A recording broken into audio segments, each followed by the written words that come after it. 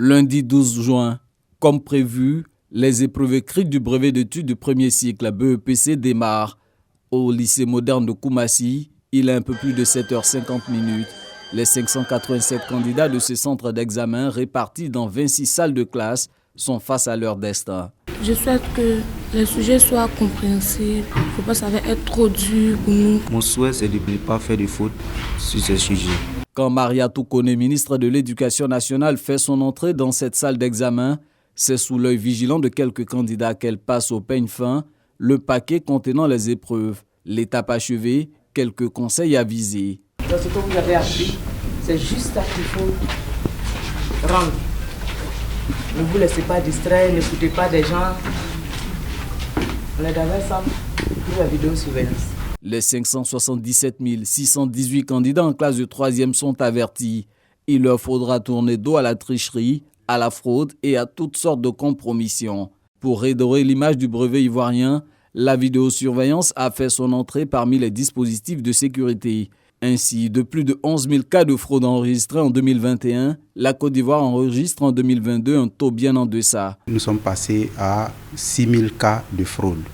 Donc pour montrer combien de fois cette technologie a impacté positivement le système éducatif, surtout en termes d'organisation des examens. Cette année encore, la vidéosurveillance va innover. L'objectif, c'est de donner de la valeur au diplôme de Côte d'Ivoire. Bon, la vidéosurveillance, l'année dernière, c'était sur l'ensemble du territoire, mais dans les établissements publics. Cette année, la vidéosurveillance existe dans les établissements publics et dans les établissements privés. Nous avons associé la police scientifique pour tracer tous les SMS, parce qu'il y a des réseaux WhatsApp qui se créent, soi-disant pour aider les élèves. Donc ça fait partie des innovations cette année. La composition française et la physique-chimie sont au programme de cette première journée. Les épreuves écrites prennent fin le vendredi 16 juin prochain et les résultats seront proclamés le mercredi 5 juillet.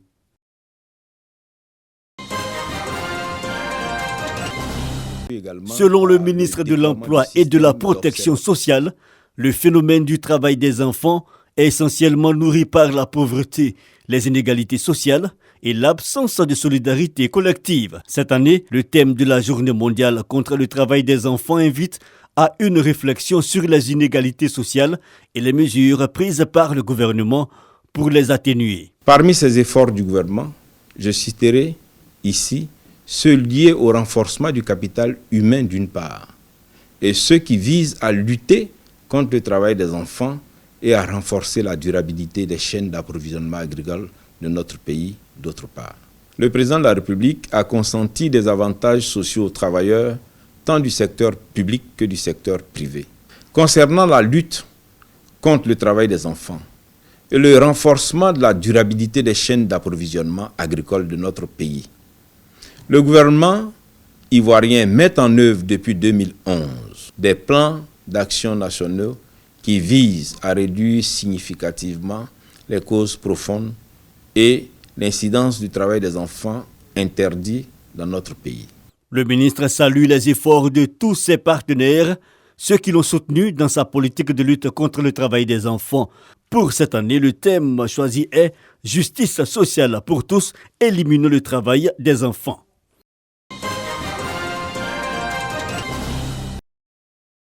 L'insécurité alimentaire est en passe d'atteindre le niveau le plus élevé depuis 10 ans en Afrique de l'Ouest et centrale, selon une étude du PAM, Programme alimentaire mondial, menée en mars 2023. Environ 48 millions de personnes seront confrontées à des difficultés pour se nourrir cette année.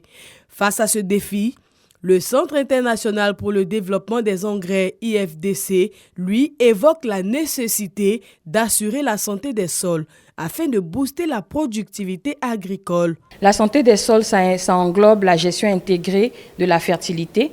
Donc, il faut d'abord mettre des innovations qui permettront aux producteurs d'améliorer leur productivité. Et pour cela, il faut apporter toutes les technologies innovantes pour restaurer ces sols-là, afin que les générations puissent toujours les utiliser. À l'occasion de la réunion de haut niveau sur la nutrition tenue à Abidjan en décembre dernier, la Côte d'Ivoire s'est engagée à renforcer ses efforts dans la lutte contre l'insécurité alimentaire.